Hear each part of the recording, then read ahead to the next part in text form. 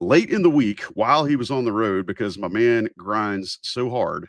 You could get peppers coming out of his ears. Sherelle was absolutely on top of this new name to watch, as you saw on the premium message boards. Ivan Matlekovic from Croatia. Big guy, 7 foot, 245, just massive frame.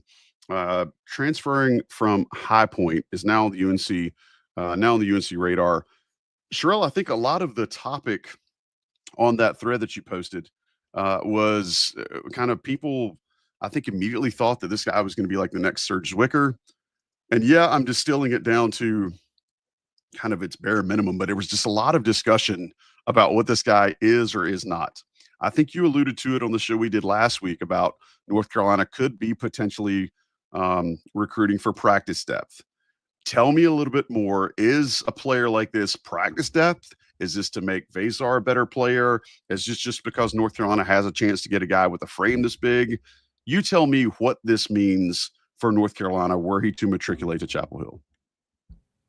I think you just kind of gave all the answers. It is someone else to have on the roster. We just talked about how you have 15 scholarships now. Why leave one open? Take flyers. I think again, if I were head coach, I'd use those 14 and 15 scholarships every year and just either go find the biggest guy or the guy with the most heart or the most athletic guy and just see what happens, even if they weren't particularly good at basketball yet.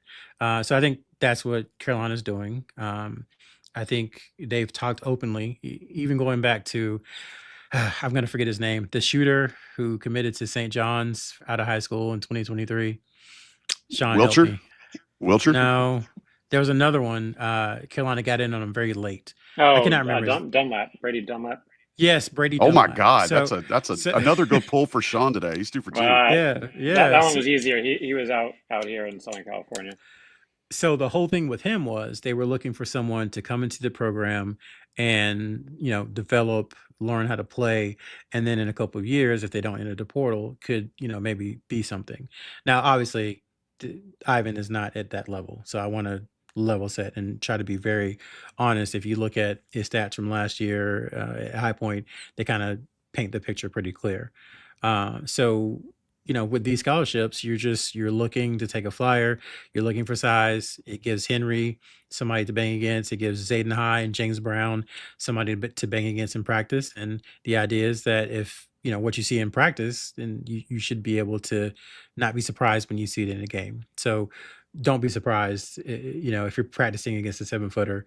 Don't be surprised when you see one in the game. I think that is what this is. That's my opinion. And I think it doesn't hurt anything. It's not going to take minutes from anybody.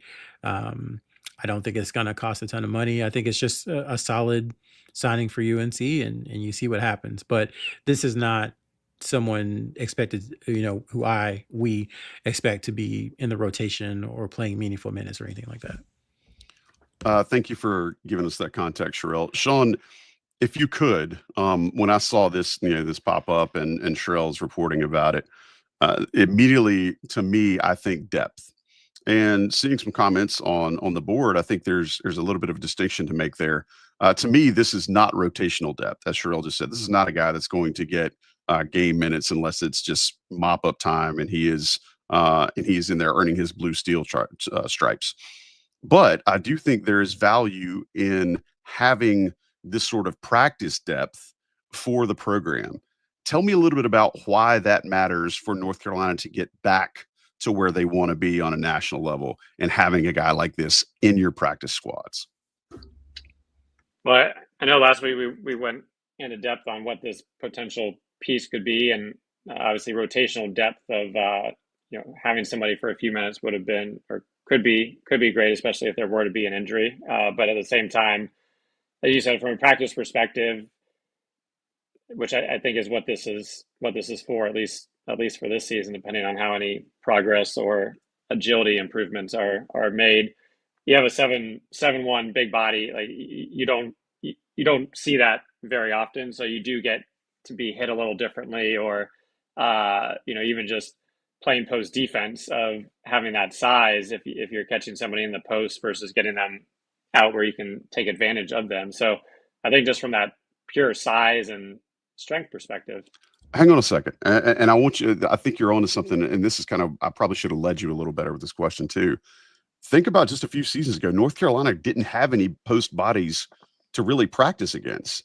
So maybe the counterfactual here is a good way to frame this for fans. What does it look like if North Carolina doesn't have guys like this to practice against?